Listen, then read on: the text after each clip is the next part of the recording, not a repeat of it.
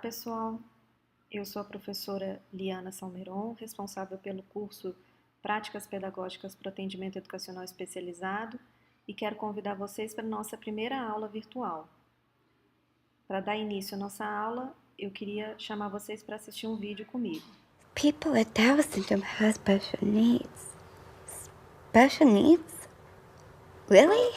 It would be special if people with Down syndrome needed to eat dinosaur eggs.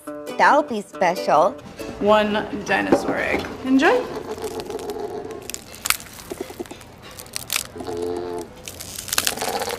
Man, I think you were totally right about Lindsay. If we need to wear a giant suit of armor, that would be special. I got a condo in Manhattan. Baby girl, what's happening? So gonna get to clapping. Go pop a phone. It would be special if we needed to be massaged by a cat.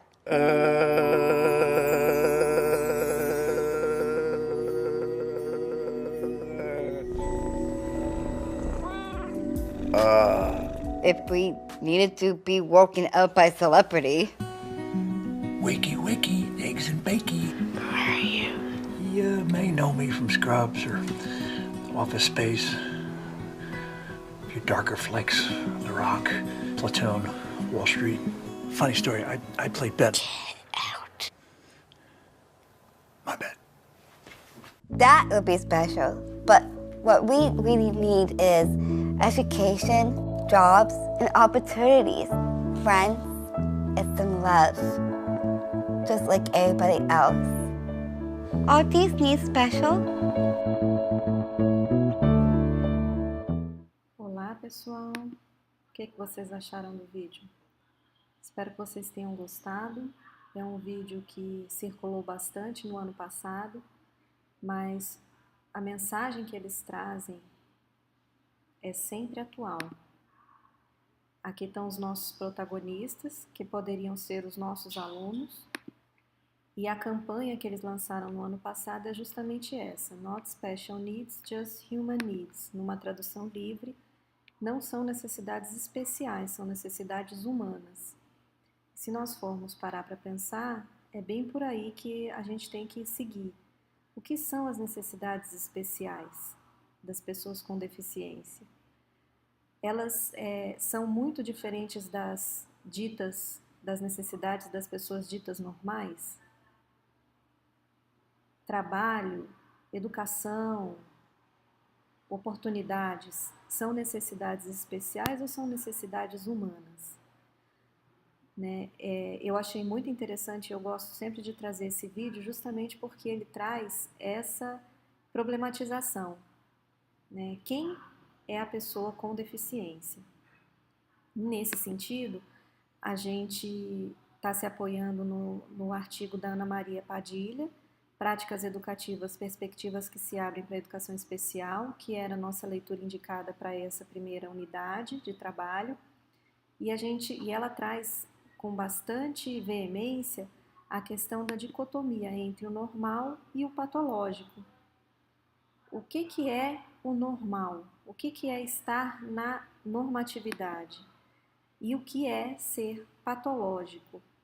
Né? O que é estar fora dessa normatividade? Será que é estar fora mesmo? Então, numa citação do artigo dela, o patológico não seria, portanto, a ausência de norma, mas uma norma diferente das que foram inventadas pelo gênero humano, como gênero exemplar de vida. Seria uma organização diferente da norma, daquilo que é usual, daquilo que é hábito. Não seria algo fora da norma ou algo sem norma. Né? Então, a gente já tem um outro olhar para o patológico nesse sentido.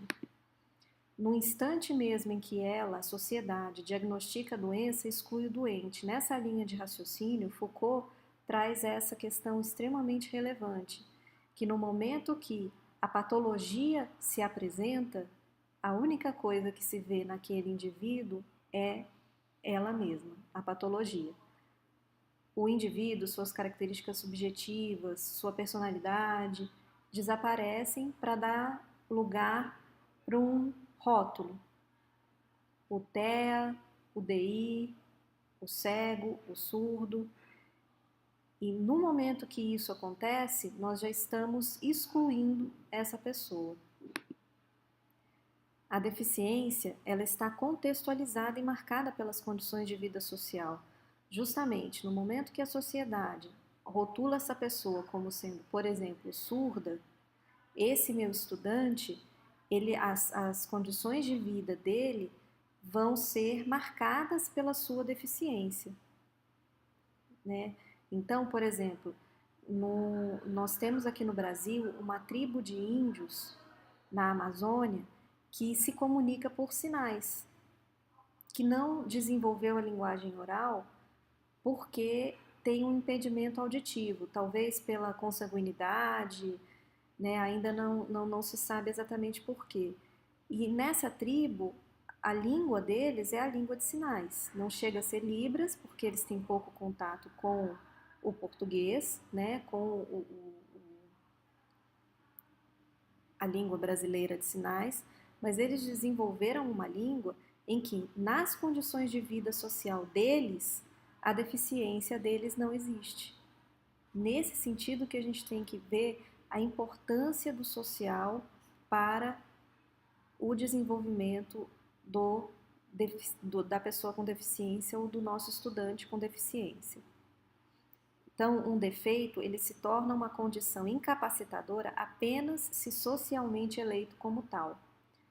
Um pedagogo extremamente relevante, denominado Macarenko, já dizia que não são os homens que têm defeitos, mas as relações entre eles.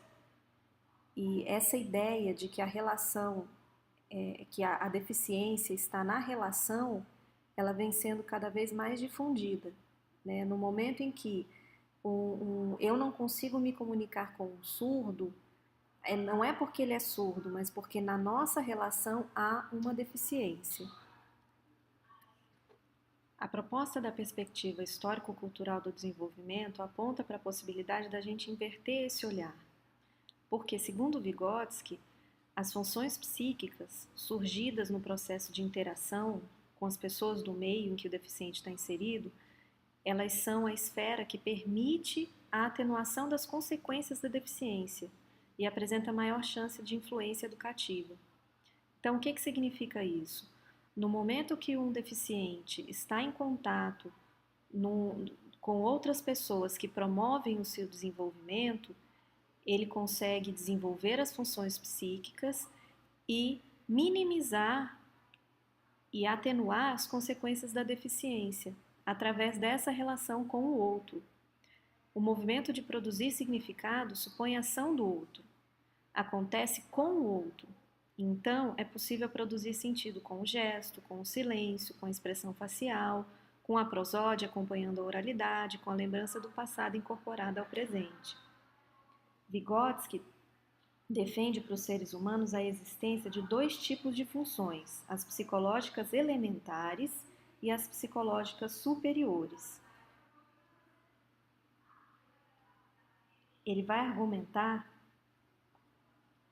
que a espécie humana é essencialmente social, pois é apenas por meio das interações com os outros, em atividades diárias, que se desenvolve e se humaniza.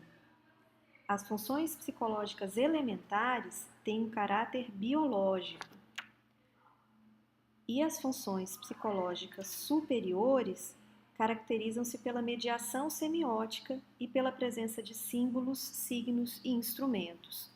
Então, a psicologia histórico-cultural, ela entende o desenvolvimento humano como um processo cultural que ocorre necessariamente mediado por um outro social, no contexto da própria cultura.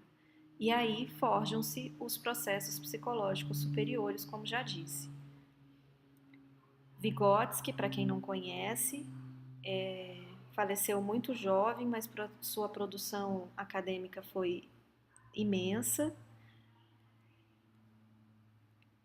E as funções psicológicas superiores são aquelas que são desenvolvidas a partir das elementares. As elementares são a atenção, a percepção, a memória, o pensamento e a linguagem. Através do nosso processo de humanização, através da mediação semiótica, desse contato com o outro, surgem as funções psicológicas superiores. A atenção se torna voluntária, ou seja, a partir da minha convivência, do outro, do meu relacionamento com o outro, a minha atenção, ela passa de uma atenção, de um foco involuntário para um foco voluntário. No momento que eu estou lendo um texto, apesar do ruído externo, eu consigo me ater àquele texto. A percepção se torna uma percepção do real, a memória se torna uma memória mediada, ou seja, através de um risco na minha mão, de uma pequena sinalização no meu braço, eu consigo me reportar aquilo que eu tenho que fazer. O pensamento se torna abstrato e a linguagem interna, ou seja, pensamento e linguagem organizando, planejando as nossas ações. São funções psicológicas superiores. E por que nós precisamos disso? Porque são através dessas funções psicológicas superiores que nós desenvolvemos a leitura, que nós vamos conseguir nos apropriar da matemática, de conceitos matemáticos. Então, precisamos desenvolvê-las para o bom desenvolvimento e aprendizagem dos nossos alunos. Para finalizar, Vygotsky considera as funções psicológicas superiores construídas ao longo da história social do homem. E essa questão fundamental leva o Vygotsky a postular que a aprendizagem é anterior ao processo de desenvolvimento humano, enfatizando a importância dos aspectos socioculturais na constituição do sujeito, e que o desenvolvimento é caracterizado por um processo complexo e dialético, construído por múltiplas combinações de fatores internos, que são os biológicos, e externos, a cultura. Essa foi a primeira parte da nossa aula. A gente se vê na próxima semana. Muito obrigada e até lá!